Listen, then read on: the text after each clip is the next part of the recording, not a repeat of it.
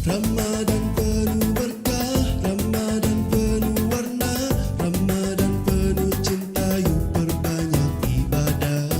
Ramadan penuh berkah, Ramadan penuh warna, Ramadan penuh cinta, yuk perbanyak pahala.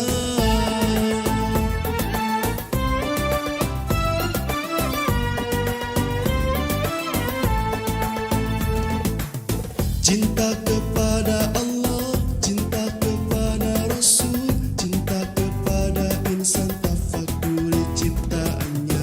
Ramadan penuh berkah, Ramadan penuh warna, Ramadan penuh cinta di kajian Ramadan.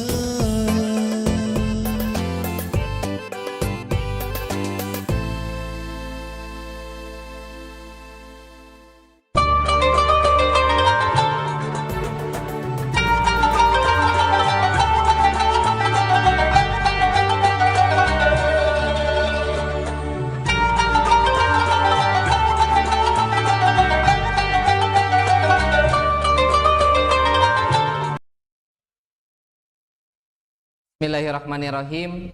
Alhamdulillahilladzi arsala rasulahu bil huda wa dinil haq liyudhhirahu 'alad dini kullih wa kafa billahi syahida.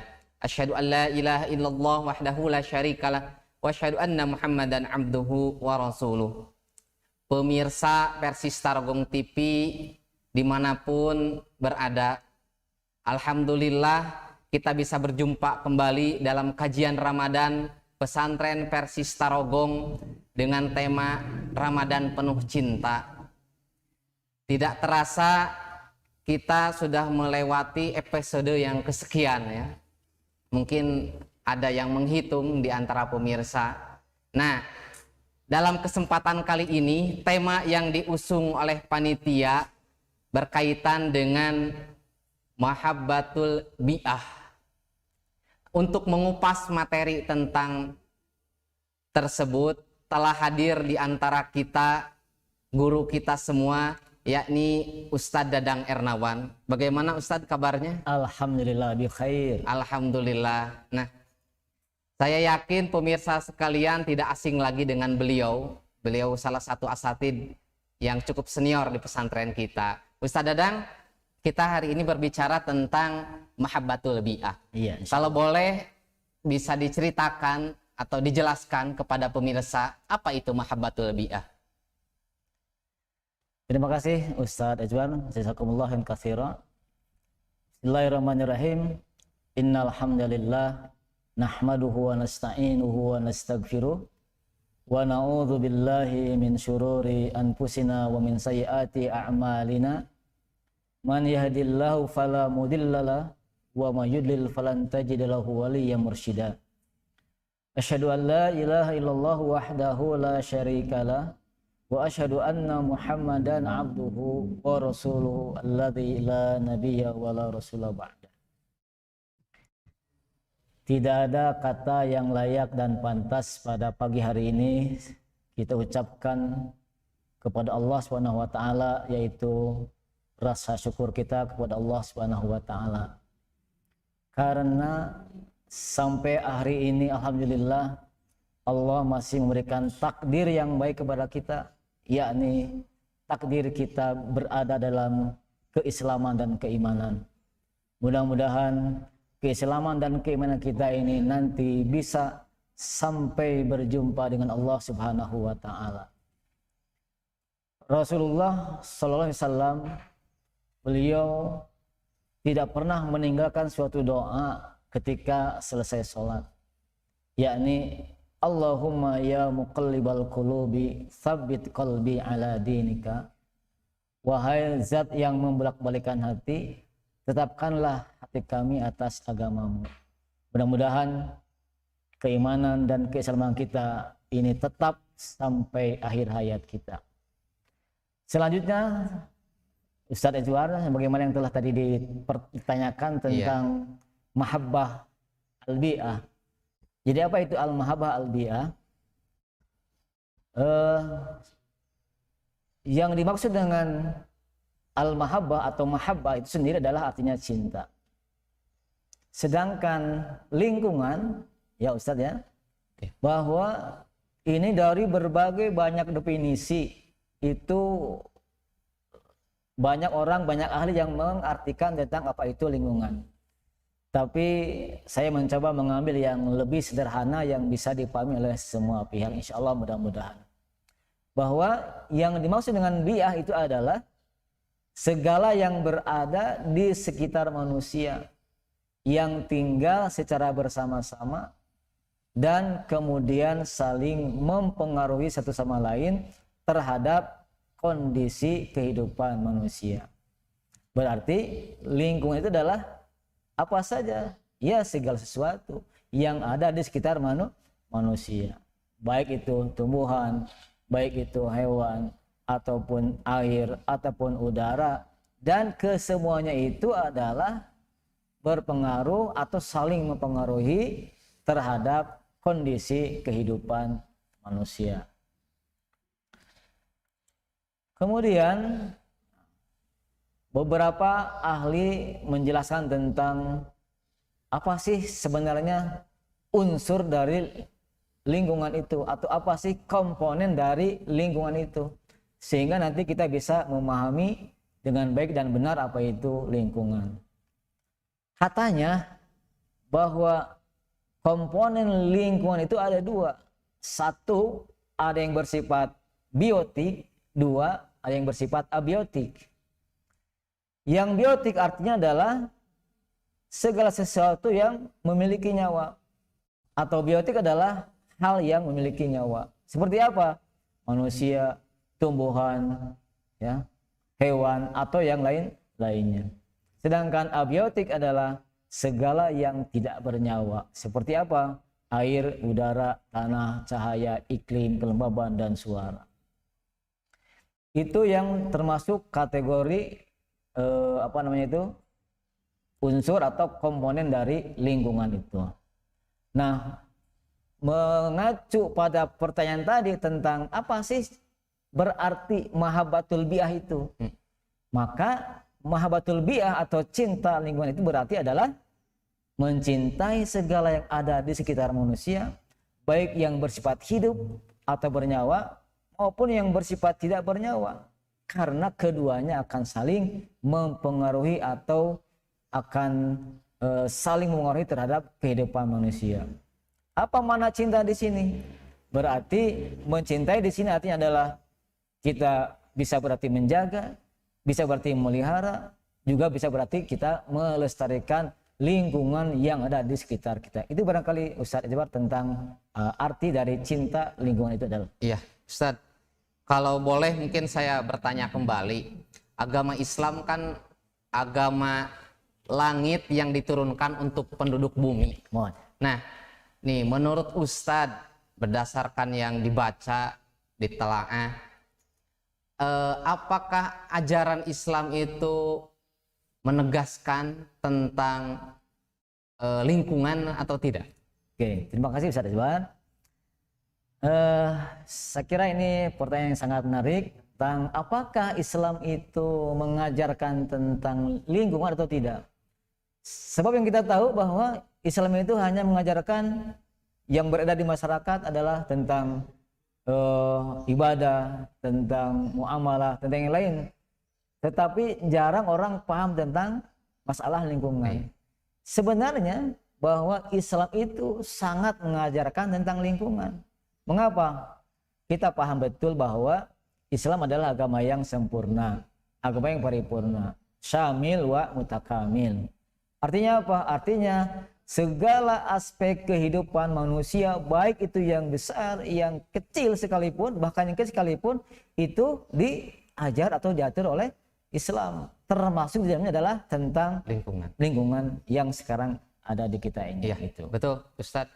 Islam itu ajaran yang universal dan komprehensifnya, termasuk tadi tentang lingkungan. Nah, barangkali Ustadz bisa berbagi dengan pemirsa versi Stargong TV yang ada di rumah landasan teologisnya ayat Al-Quran atau mungkin hadis yang mengajarkan kepada kita umat Islam tentang lingkungan misalnya. Iya, oke, terima kasih. Waduh, ini pertanyaan berat-berat nih Ustadz Jabar nih.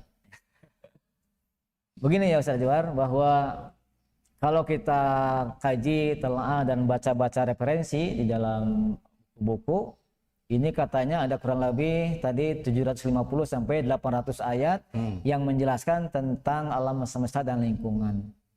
Baik ayat yang bersifat langsung tentang alam, tentang lingkungan, atau juga ayat yang bersifat tidak langsung. Contoh misalnya ayat yang bersifat tidak langsung ada di surat Ali Imran ayat 110. Allah berfirman, a'udzubillahi minasyaitonirrajim, kuntum khaira ummatin ukhrijat linnasi ta'muruna bil ma'rufi wa tanhauna 'anil munkar wa tu'minuna billah, al-ayah. Ayat ini menjelaskan tentang bahwa sebaik-baiknya manusia itu adalah, atau manusia itu adalah orang yang terbaik manakala dia apa? Ta'muruna bil ma'ruf.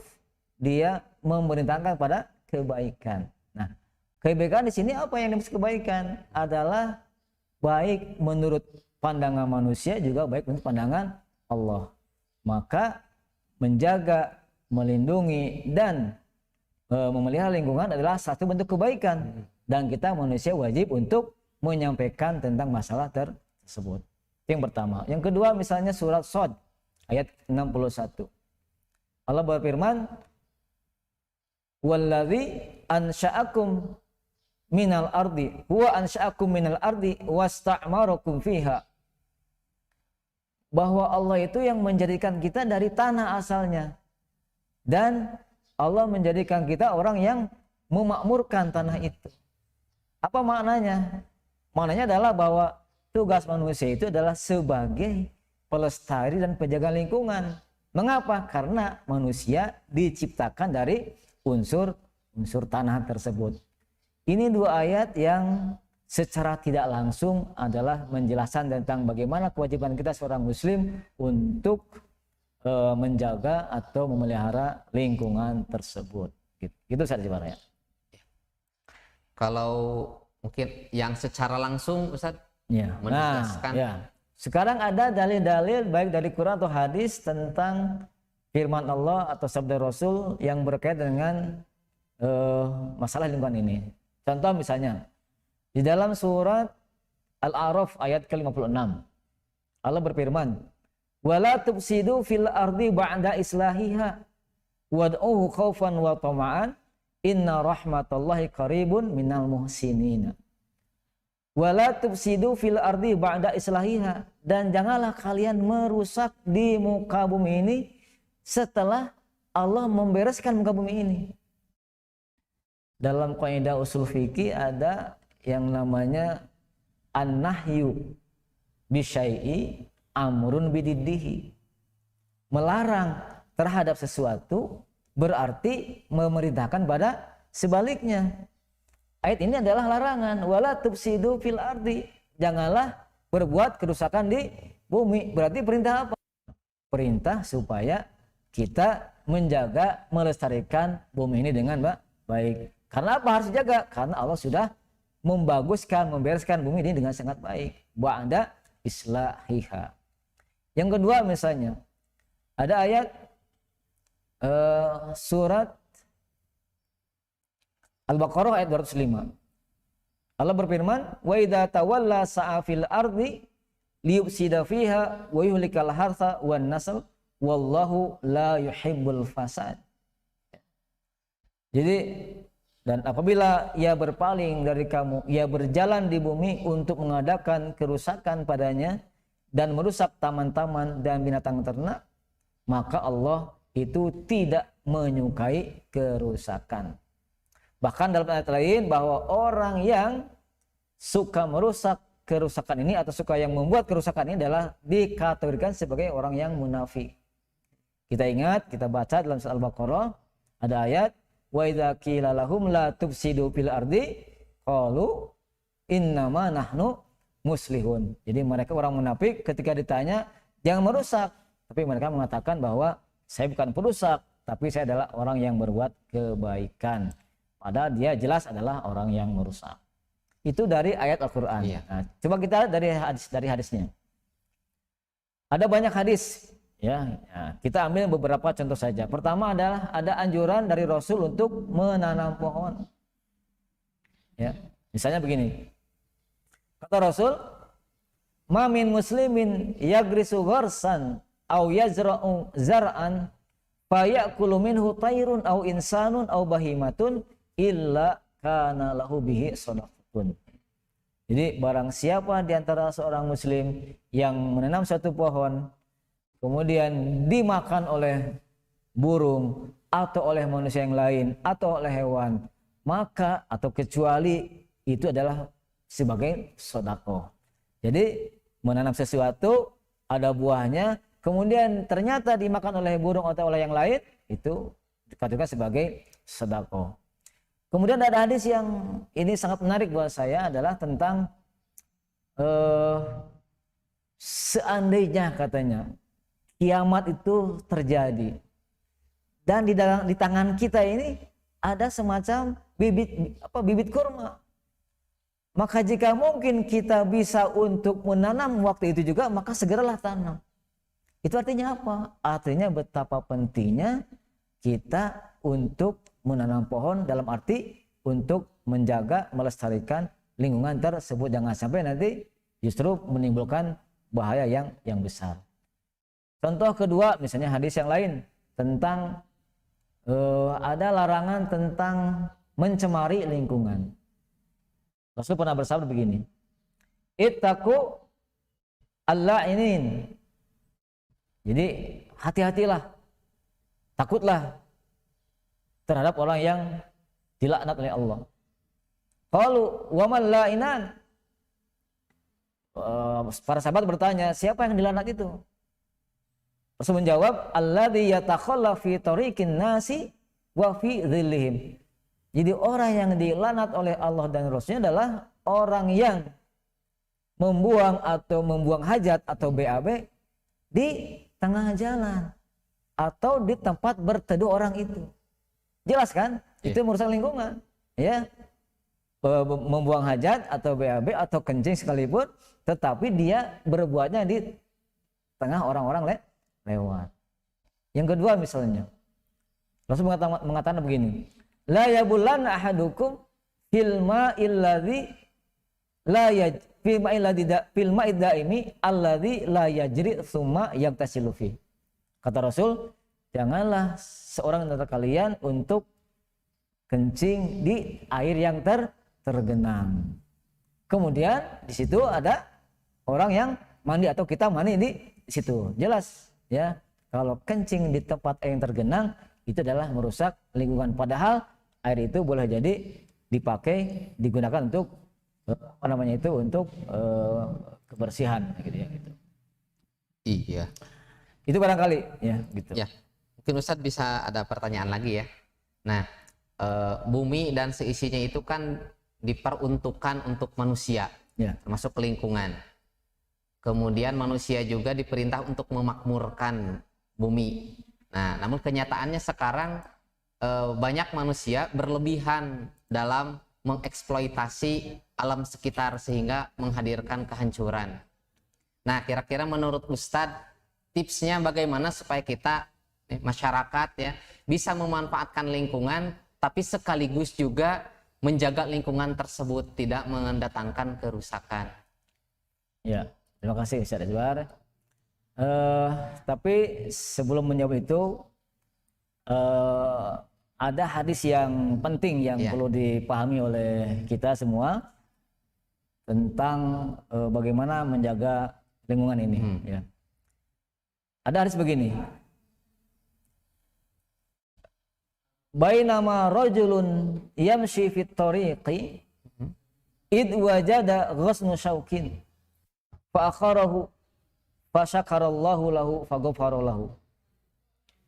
Jadi Rasul pernah bersabda bahwa ketika ada seorang laki-laki yang berjalan di jalan, kemudian tiba-tiba seseorang itu melihat semacam ranting yang berduri di jalan itu. Ya, mulai ningali cangkang cau di Siti Soledad atau sejenisnya yang kira-kira dapat merugikan orang lain.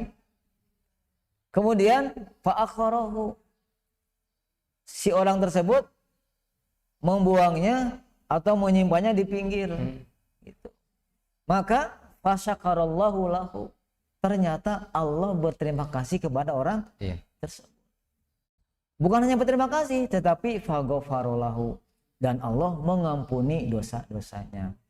Ini saya kira hadis ini luar biasa sekali, ya, dalam arti bahwa ternyata jangankan manusia, ya, ternyata Allah pun itu dia bersyukur, berterima kasih kepada orang yang membuang, ya, boleh jadi sampah, ya, atau boleh sesuatu yang bisa menyakiti kepada orang lain, dan bukan berterima kasih, tetapi justru malah kemudian Allah juga mengampuni dosanya. Dan siapa saja atau siapapun pasti orangnya ingin diampuni oleh Allah dosa-dosanya.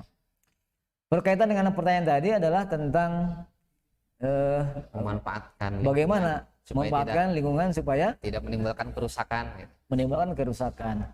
Ya, kembali kepada hadis yang pertama tadi, bahwa kita mencoba untuk menanam pohon, ya, atau memelihara yang sudah ada, ya, gitu, ya. Dalam kajian fikih ada namanya Ihyaul Mawad, yaitu bagaimana menghidupkan tanah-tanah yang mati. Nah, gitu. Apa maknanya? Artinya bahwa tanah yang mati itu tidak boleh dibiarkan begitu saja, ya. Tetapi harus dihidupkan, dalam arti dicoba ditanami, dipelihara sehingga menjadi subur, dan pada waktunya nanti akan bermanfaat bagi manusia. Tetapi faktanya memang kadang susah, ya. Jadi orang lebih cenderung mengikuti kepada hawa nafsunya, ya. Bukan malah menanam, tapi justru malah merusak.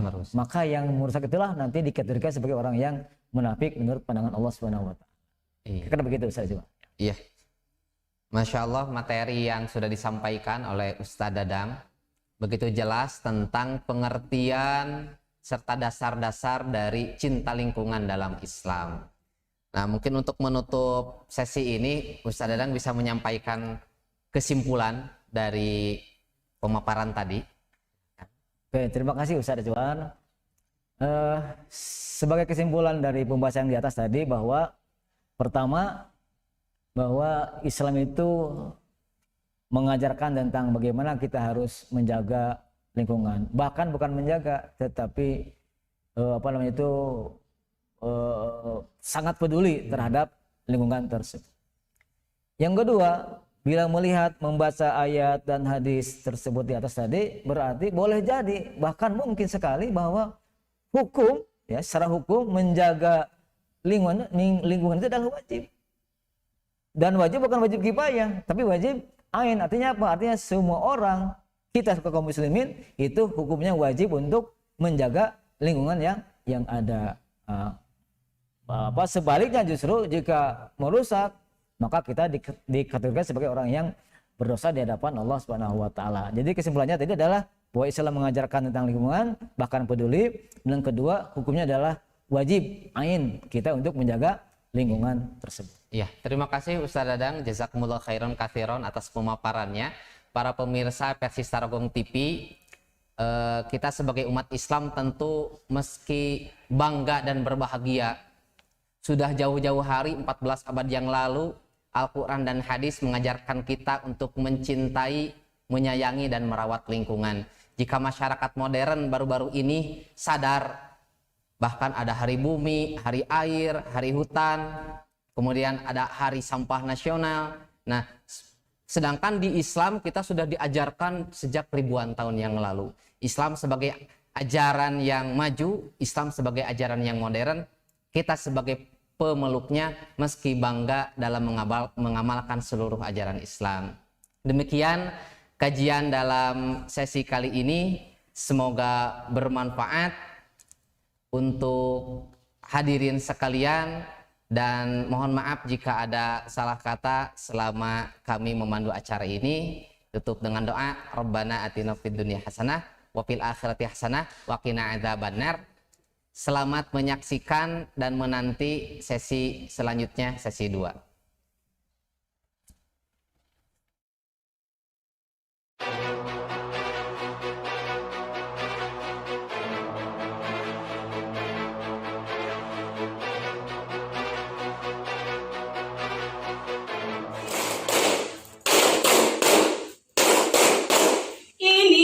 bulan Ramadan, Ini bulan Ramadan, bulan yang penuh cinta. bulan yang penuh cinta, Cinta kepada Allah cinta kepada Allah dan juga Rasulullah.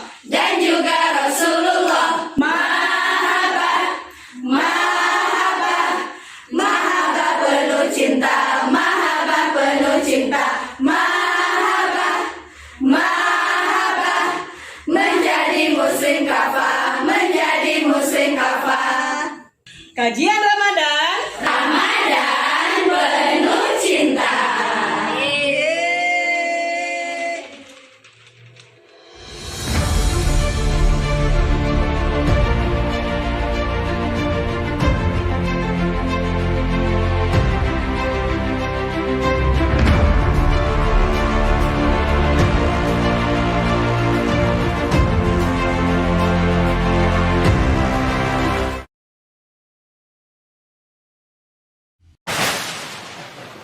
Pasukan! Yang Living Value kasih sayang, sungguh-sungguh, menolong, rendah hati, sikap jujur, tua kapan, mahabbah mujahadah, tahun tawadu dan amanah, 5 prinsip dalam kehidupan asatid, STIT, Presista Rogo. 5 prinsip dalam kehidupan asatid, STIT, Presista Rogo.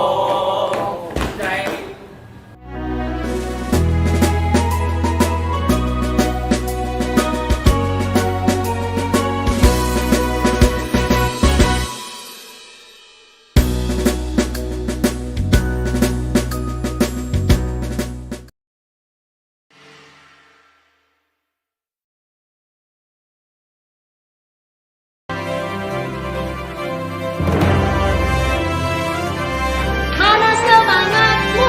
Ini semangatku. Mana mana mana? Ini. Mana? Ini. Yang mana? Yang ini. Di mana? Di sini. Sudah siap semuanya? Siap, siap, siap. Kegiatan yang dirindukan di bulan Ramadan. Kajian Ramadan, kajian Ramadan, kajian Ramadan versi Starogong TV. Apa yang harus dilakukan di kajian ini? Simak kajiannya, isi absensinya, setor hafalannya, juga ikuti kuisnya. Materinya tentang apa dalam kajian ini? Tentang mahabbah, tentang mahabbah, tentang mahabbah, Ramadan penuh cinta. Tahukah ibu dan bapak macam-macam mahabbah? Mahabbatullah, mahabbatul Rasul, mahabbatul insan, mahabbatul bi'ah.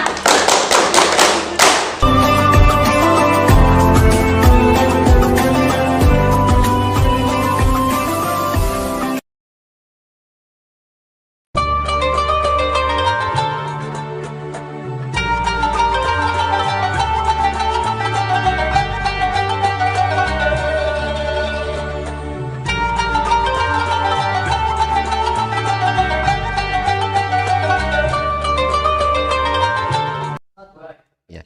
Bismillahirrahmanirrahim. Puji syukur marilah kita senantiasa panjatkan kepada Allah Subhanahu wa taala yang telah melimpahkan berbagai macam kenikmatan kepada kita semua. Salawat serta salam semoga tercurah limpahkan kepada Rasul kita, kekasih kita Nabi Muhammad SAW.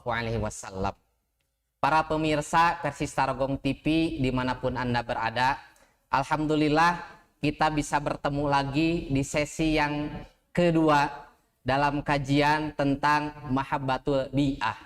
Telah hadir di tengah-tengah kita semua Ustadz Abdul Latif, ini kakak senior saya, ya, teman seperjuangan juga di pesantren.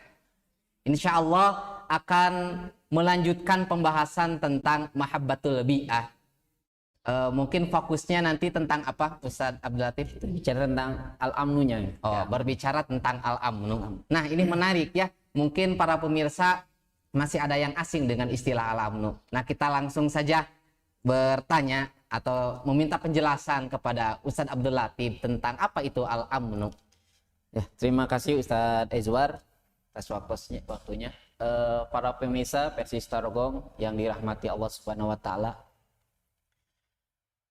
Kalau bicara al-amnu, sebenarnya saya ingat kembali ketika saya zaman santri, yang mana di sana itu ada nakib dan nakibah, itu bagian keamanannya itu disebut al-amnu gitu. Dulu saya kebetulan kemarin juga kepala pondoknya itu Ustaz Dadang ya. Ya, ketika materi al-amnu itu seakan-akan teringatnya itu bicara tentang keamanan. Bagaimana supaya santri tidak melanggar, tidak ada pencurian, semuanya tertib. Nah, sekarang kita akan mencoba membahas al-amnu tentunya dalam perspektif tema utama yang sedang kita kaji hari ini, yaitu tentang mahabbatu bi'ah. Ya. Saya mencoba mencari pengertian al-amnu ini dalam kitab Al-Mufradat fi Ghoribil Quran karya Ar-Raghib Al-Isfahani. Di sana disebutkan bahwasanya al-amnu ini dari kata amina, dari itu kan termasuk kamus mufradat dalam ayat Ghoribah ya, dari ayat Al-Quran. Yang dimaksud yang pada dasarnya gitu ya. Mana dasar dari kata amina ini atau al-amnu ini ada jiwa yang tenang dan hilangnya ketakutan. Di sana disebutkan bahwasanya al-aslu al-amni ya, tumaninatun nafsi wa ziwalu khaufi. Di dasarnya keamanan ini adalah ketenangan jiwa atau hilangnya rasa kekhawatiran. Nah, dari kata amina ini maka banyak kata-kata jadiannya, perubahan-perubahan katanya bisa menjadi amna, makmana, iman, mukmin, mukminah, ya, makmun, amin. Itu banyak kata jadian dari kata amina ini. Kemudian menurut Isfahani, al-aman ini terkadang dijadikan juga sebagai nama sebuah kondisi yang dialami oleh manusia, yaitu kondisi aman. Ya. Kadang al-aman juga digunakan sebagai nama sesuatu yang dipercayakan kepada seseorang atau disebut dengan amanah. Hal ini misalkan seperti dalam ayat Al-Quran disebutkan, ya ayyuhalladzina amanu la tahunullaha wa rasulah wa tahunu amanatikum wa antum ta'lamun. Hei orang-orang yang beriman, janganlah kau mengkhianati Allah dan Rasulnya, dan jangan pula engkau mengkhianati amanat-amanat kalian sedangkan kalian mengetahuinya. Jadi orang yang tidak dapat dipercaya itu disebut pengkhianat. Karena apa? Karena tidak bisa memberikan rasa aman pada orang yang mempercayainya. Kemudian ada juga ayat-ayat Al-Quran yang lain yang menggunakan lafaz amina. Misalkan dalam Ali Imran ayat 97. Wa man dakhalahu kana amina. Ya, barang siapa yang memasuki Baitullah, amanlah dia. Kemudian ayat yang lain misalkan awalam yarau anna ja'alna haraman amina. Tidaklah mereka memperhatikan bahwa kami telah menjadikan negeri mereka tanah suci yang aman. Dalam Al-Baqarah juga ada ayat 125. Wa iz ja'alnal baita masabatan linnasi wa amna. Ya. Bahkan dalam Al-Imran juga ada dengan kata amanah, yaitu jamaknya amanatan nu'asa. Ya. Dia menurunkan rasa aman kepadamu berupa rasa ngantuk. Ya. Kemudian dalam surat At-Taubah masih ada dengan lafaz kata makmana, summa ablighu makmana. Kemudian antarkanlah dia ke tempat yang aman baginya. Nah, kemudian lafaz amina ini atau amana, amna dalam ayat-ayat tersebut itu dimaknai aman dari bencana sosial dan alam, seperti pembunuhan, ya. Kemudian kekurangan pangan, serta sulit tidur. Inilah bencana alam ataupun sosial yang dirasakan ketika seseorang mampu disebut aman, terbebas dari hal itu. Bencana dan sulit tidur itu merupakan beberapa faktor yang sering mengganggu atau mengusik keamanan dan ketenangan hati. Apabila suatu wilayah atau kondisi yang aman dan nyaman atau jauh dari bencana, itu biasanya membuat kita mudah tertidur. Kalau tidur pun kita terlelap. Berbeda ketika kondisinya Ustaz Ezwar misalkan suatu tempat yang mana rawan longsor, rawan apabila hujan banjir, itu dipastikan dia akan sulit tidur. Makanya rasa ngantuk itu sebenarnya merupakan suatu nikmat juga dari Allah Subhanahu wa taala. Kemudian dari kata aminah juga kita akan mendapatkan dalam Al-Qur'an ini dengan lafaz al-iman.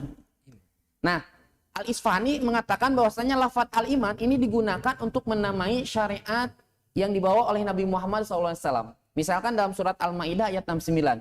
Innalladzina amanu walladzina hadu wasabiuna wa nasara al-ayah. Di sana disebutkan sesungguhnya orang-orang yang beriman, orang-orang Yahudi, orang-orang Sobiin, orang-orang Nasoro. Ya. Ini disebutkan kata aman di sana menunjukkan suatu syariat yang dibawa oleh Nabi Muhammad yang disebut orang yang beriman. Kemudian kata iman juga digunakan untuk mensifati bagi orang yang mengikuti syariat itu sendiri. Yang mengikuti syariat Islam disebut dengan orang yang beriman. Ya. Yaitu pengakuan hati kepada kebenaran dengan cara membenarkannya. Hal ini akan terbentuk apabila ada keyakinan di hati, pengakuan di lisan, kemudian dibuktikan dengan perilaku gitu. Jadi iman itu adalah gabungan integratif antara hati, lisan, dan amal soleh. Itu iman, ya, lafaz iman. Maka belum bisa disebut seseorang itu mukmin atau orang yang beriman apabila masih berbohong, masih menyia-nyiakan kewajiban atau amanah, atau masih mempercayai hal-hal yang sebenarnya tidak perlu dipercayai. Itu makanya orang yang beriman seperti itu, ya. Kemudian dari kata aminah juga kita akan menemukan dalam Al-Quran itu lafaz al-mu'min. Yang mana al-mu'min ini merupakan salah satu asmaul husna Allah, ya, yang artinya pemberi rasa aman. Meskipun ada tempat berlindung atau ada orang yang bisa dimintai perlindungan, namun keduanya bukan pemberi rasa aman yang sebenarnya. Orang yang membuat suatu tempat menjadi aman atau memberikan keamanan kepada orang lain, berarti sebenarnya dia sudah meneladani sifat Allah. Orang yang memberikan, mengkondisikan wilayah menjadi aman atau memberikan seseorang keamanan, itu pada dasarnya dia sudah meneladani sifat Allah sebagai pemberi keamanan. Oleh karena itu, seorang mukmin ini adalah sosok yang dapat dipercaya, memiliki integritas tinggi, dan dapat mengayomi serta melindungi lingkungan hidup makhluk Allah yang lainnya dengan seimbang. Penyikapan terhadap sesama manusia pun tidak diskriminatif dari segala macam yang membahayakan, merusak, atau menakutkan. Tidak pilih kasih. Wah, ini membahayakan saya, dihindari. Tapi kalau membahayakan orang lain, dibiarkan. Tidak. Seorang disebut orang mukmin yang kemudian dia itu meneladani sifat Allah yang al-mukmin tersebut, dia pasti akan menjaga hal tersebut. Kalau misalkan disimpulkan Ustadz Ezwar, ya pengertian tentang al-amnu ini setidaknya kita bisa menarik bahwasanya keamanan itu merupakan ketenangan hati dan jiwa. Dikarenakan adanya keseimbangan dan keadilan antara keimanan dan nafsu, antara hak dan kewajiban, antara pemanfaatan dan penjagaan, antara manusia, hewan, tumbuhan, dan alam semesta itu seimbang. Begitu pula kita sebagai manusia harus seimbang. Seimbang dalam apa? Seimbang terhadap Tuhan, seimbang terhadap sesama manusia, seimbang terhadap lingkungan, maka akan menciptakan suatu keamanan. Iya. Kira-kira seperti itulah mungkin pengertian al-amnu yang bisa kita peroleh dalam Al-Quran gitu ya. Iya. Baik, Ustadz Latif, sangat menarik ketika menguraikan kalimat al-amnu dari perspektif bahasa. Ternyata maknanya begitu luas, mencakup berbagai macam hal.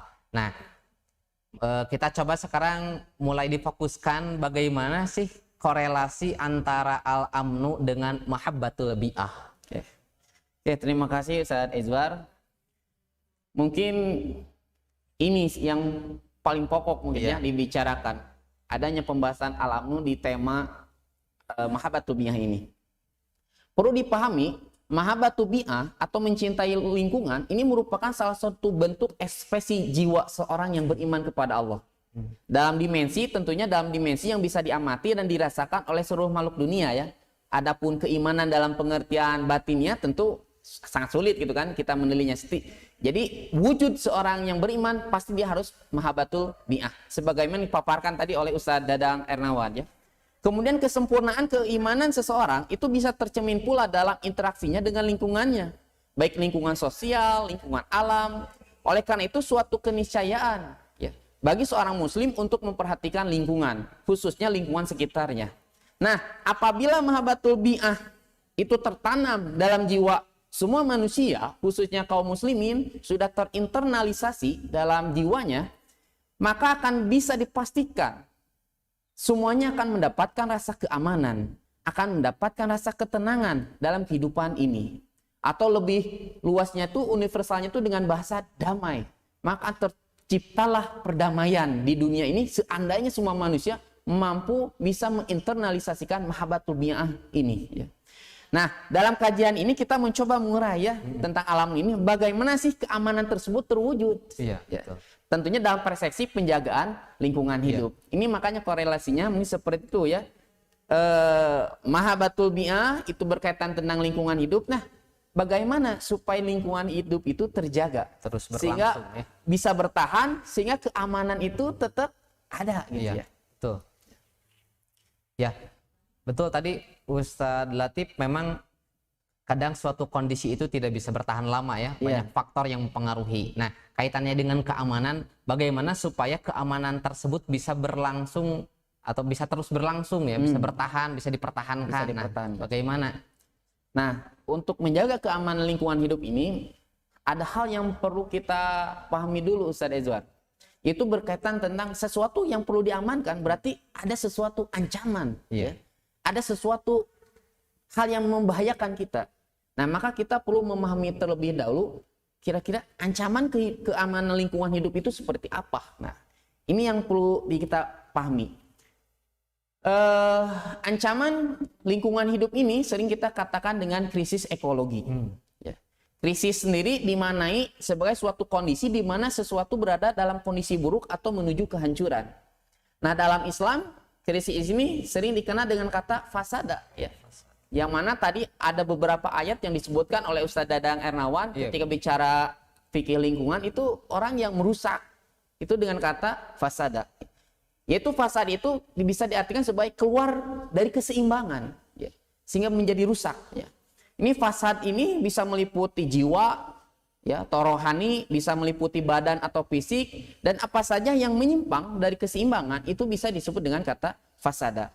Tadi juga dikatakan kan dalam Al-Baqarah itu ayat 11, Allah sudah menegaskan ya bahwasanya salah satu ciri orang munafik ini adalah mereka yang berbuat kerusakan atau berbuat destruktif ya. Sehingga mereka selalu dibayangi kebimbangan, keraguan, bahkan mengalami split personality, mengalami kepribadian ganda. Kenapa disebut memiliki kepribadian ganda? Tadi dalam ayat disebut, apabila dikatakan kau itu pembuat kerusakan, mereka berkata, saya ini bukan pembuat kerusakan, tapi pembuat kemaslahatan. Nah, ini salah satu ciri orang yang memiliki kepribadian ganda, gitu ya, si orang munafik ini. Kemudian dari krisis itu makna krisis ya. Sedangkan makna ekologis atau lingkungan hidup yang tadi sudah dipaparkan oleh Ustadz dan Ernawan, ini ada juga pengertian yang bisa disimpulkan, pengertian yang sangat menarik ini dari Muhammad Hamid Atiyah ya. Di lingkungan hidup atau ekologis, ilmu lingkungan hidup dalam fikih Islam itu dikenal dengan ilmu al-bi'ah. Ya, secara khusus ilmu ini mempelajari tentang interkoneksi secara konstan antara manusia dan keseluruhan ekosistem yang terdapat di dunia ini. Artinya tidak berdiri sendiri. Ya. Yang namanya lingkungan hidup itu tidak berdiri sendiri. Makanya untuk menjaga keamanan ini pun kita tidak bisa berdiri sendiri juga, harus berkaitan dengan yang lainnya. Ya. Dengan demikian kalau digabungkan yang dimaksud dengan krisis ekologi atau krisis lingkungan ini, dikatakan bahwasanya sesuatu penyebab ya yang mendorong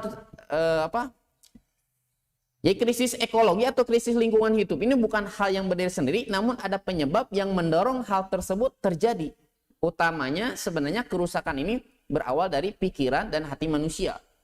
Makanya ada Said Hasan Nasr ini mengatakan krisis lingkungan hidup itu disebabkan oleh krisis spiritual dan juga krisis paradigma seseorang. Ya. Nah, untuk pengelolaan lingkungan hidup, makanya ketika ada krisis lingkungan hidup, kita butuh pengelolaan lingkungan hidup. Nah, perlu dipahami dan juga sebenarnya semuanya mungkin sudah memahami ya. Pembangunan yang dilakukan selama ini ya, di banyak negara-negara di dunia ini menghasilkan dua dampak, baik dampak negatif maupun positif.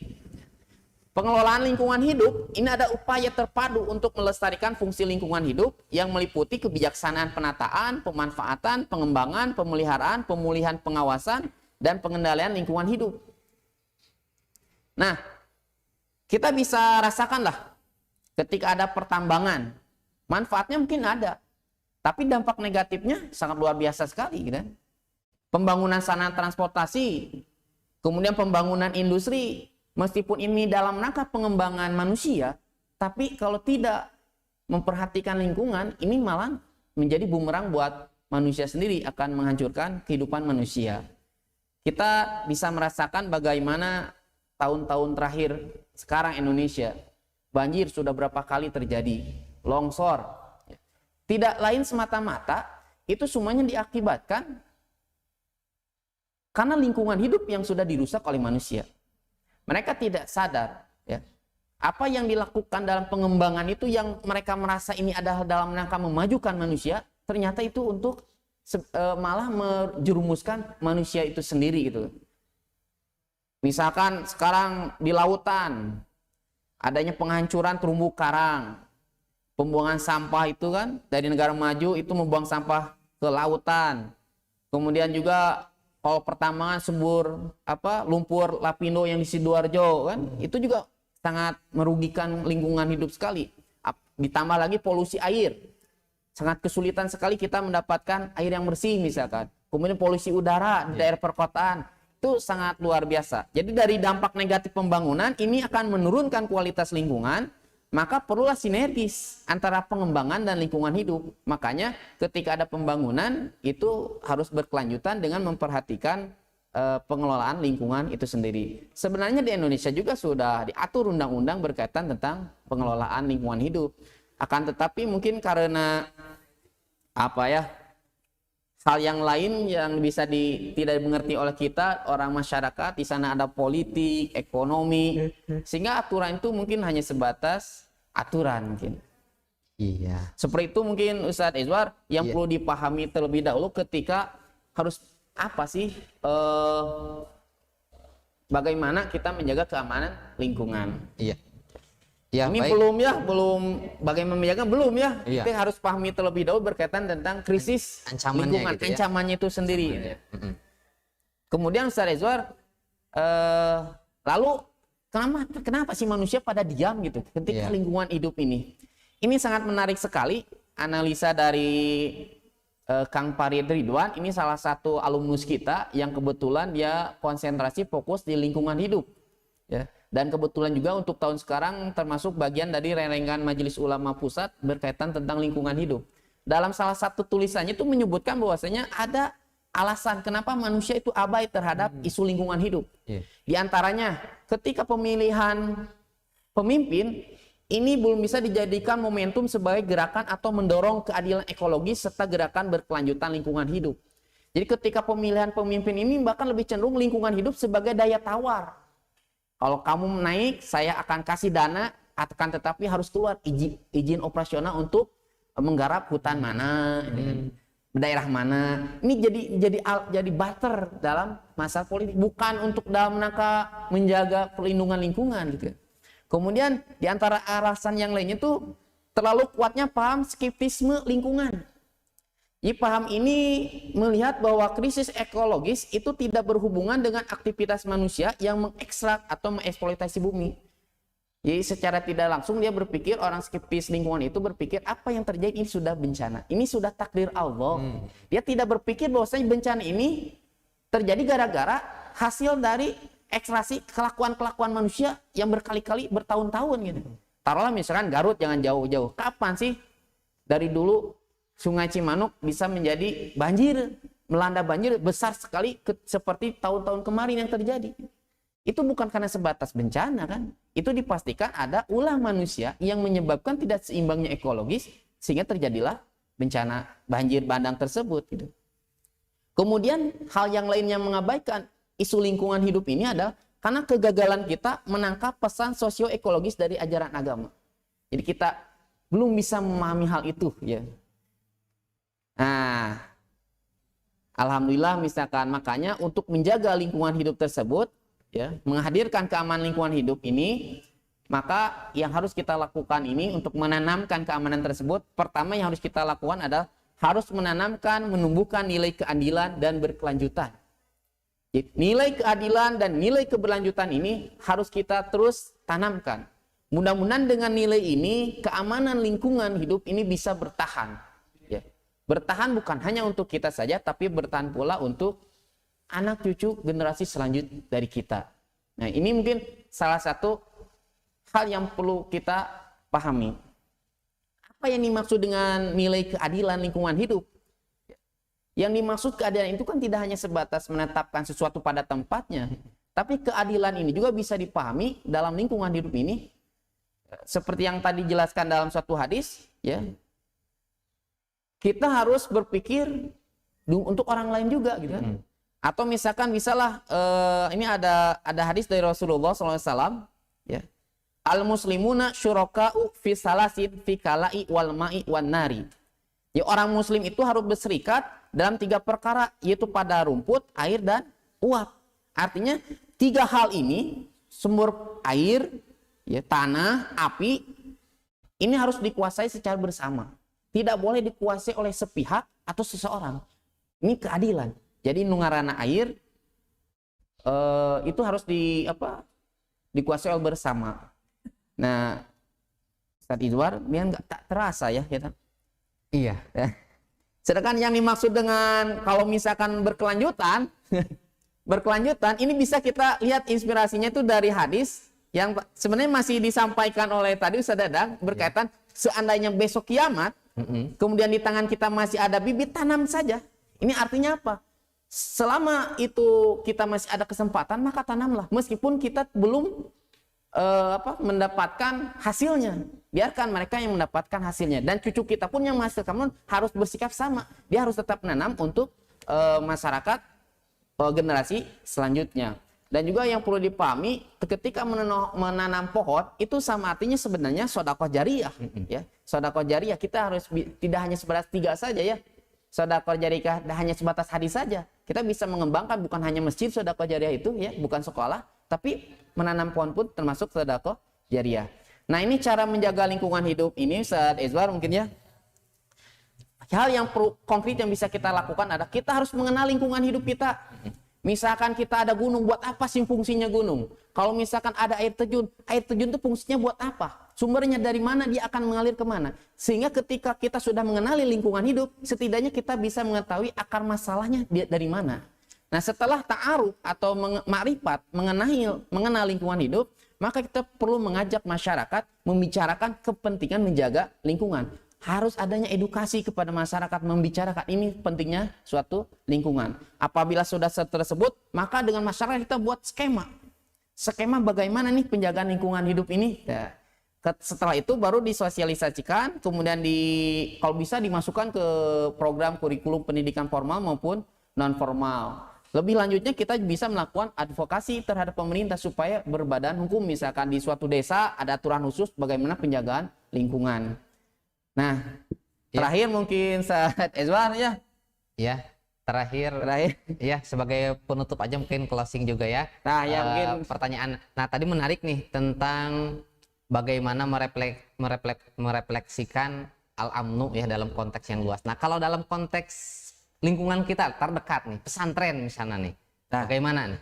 Nah, dari apa yang kita ulas tadi, setidaknya kita harus mampu merefleksikannya. Bagaimana sih menjaga keamanan lingkungan di pesantren? Pertama, setidaknya kita harus memasukkan penjagaan lingkungan hidup terhadap kurikulum pendidikan kita secara integral. Alhamdulillah di kita sudah mulai ada PHBS ya. Di sebagian di kurikulum ada KLH, itu sudah mulai, tapi bisa ditingkatkan kembali kurikulum berkaitan tentang penjagaan lingkungan hidup, karena penjagaan lingkungan hidup sekarang itu bukan 5 maqasidus syariah, bukan 5 lagi sekarang, bisa ditambah menjadi 6, yaitu menjaga lingkungan hidup. Ini pun menjadi maqasidus syariah untuk hari ini ya. Kemudian bisa meminimalisir penggunaan plastik dalam pemenuhan kebutuhan. Minuman, air yang dalam kemasan itu harus bisa diminimalisir. Jangan sampai lembaga pesantren, masjid, tapi memproduksi sampah plastik yang sangat luar biasa. Ini Iya. sangat bertolak belakang sebenarnya dengan ajaran tentang lingkungan hidup dalam Islam sebenarnya itu ya. Kemudian bisa memperbaiki dan memperbanyak penyerapan air hujan. Kita lingkungan ini terus-terusan membangun, maka kita jangan lupa bagaimana penyerapan air hujan. Meskipun kita dataran tinggi, tapi kalau saluran penyerapan air itu tidak dikelola dengan baik, tidak menutup kemungkinan kita juga mengalami kebanjiran. Ya. Kemudian hal yang lain yang bisa kita lakukan itu adalah kita harus menyediakan lahan khusus untuk tanaman di sekitar pesantren atau sudut-sudut ruang pesantren ini kita bisa tanam tanaman-tanaman. Setidaknya tentunya untuk menambah bagaimana proses oksigen yang bisa kita hirup itu ya setidaknya. Kemudian kita juga harus bisa membudayakan buang sampah pada tempatnya. Kemudian kita juga harus membudayakan memungut sampah setiap kali lewat. Ini setidaknya mungkin juga di pesantren harus ada forward juga atau aturan, harus membiasakan jangan hanya murid ataupun petugas kebersihan saja yang memungut sampah itu. Setidaknya kita bisa secara kolektif melihat sampah ambil, melihat sampah ambil. Mudah-mudahan apabila sudah terjadi budaya, orang lain akan membuang sampah akan malu. Kalau kita misalkan ke Jepang, kita pasti malu untuk buang sampah sembarangan. Tapi orang Jepang ke sini, meskipun di sana suka kebersihan, tapi lihat Indonesia dalam kondisi kotor, ya dia juga tidak menutup kemungkinan mengikuti karakter Indonesia membuang sampah sembarangan. Ya. Itu mungkin yang bisa dilakukan oleh kita ya secara real di lingkungan kita. Jangan lupa sampah tetap masih ada, maka itu perlu diolah juga.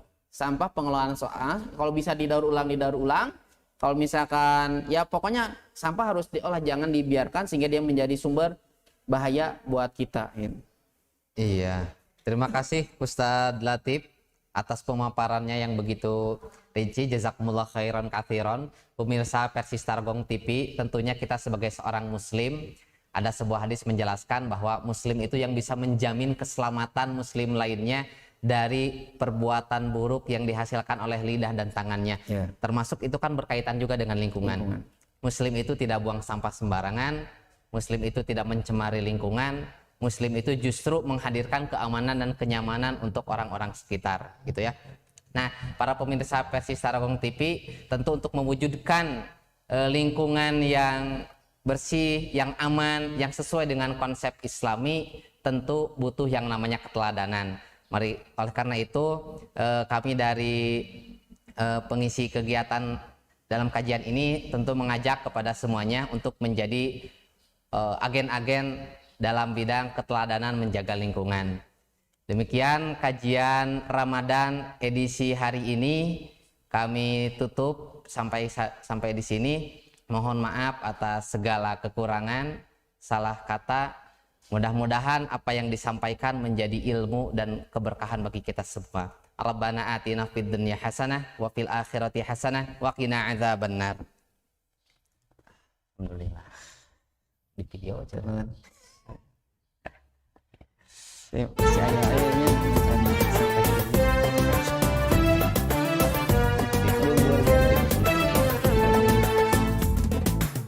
Ramadan penuh berkah, Ramadan penuh warna, Ramadan penuh cinta, yuk perbanyak ibadah.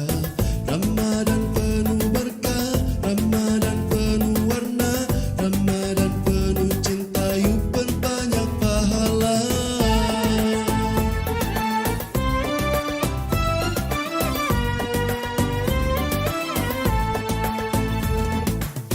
Cinta kepada Allah, cinta kepada Rasul, cinta kepada insan, tafakuri ciptaannya. Ramadan penuh berkah, Ramadan penuh warna, Ramadan penuh cinta di kajian Ramadan.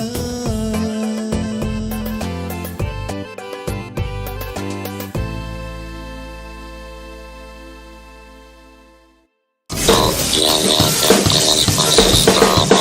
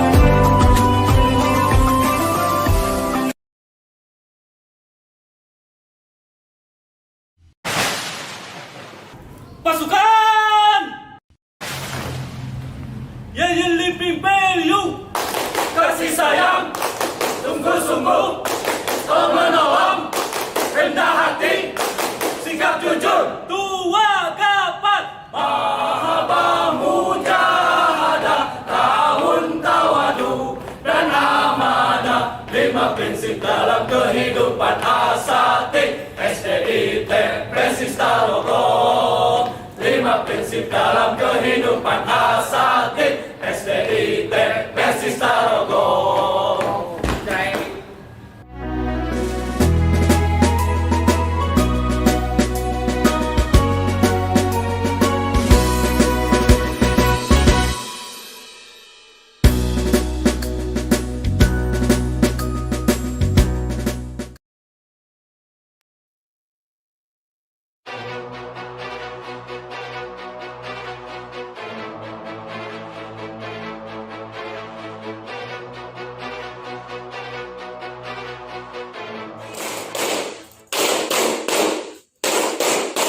Ini bulan Ramadan, Ini bulan Ramadan, bulan yang penuh cinta. bulan yang penuh cinta, Cinta kepada Allah cinta kepada Allah dan juga Rasulullah.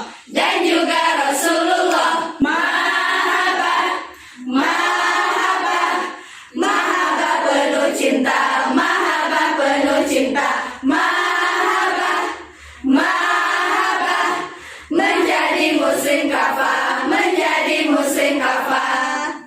Kajian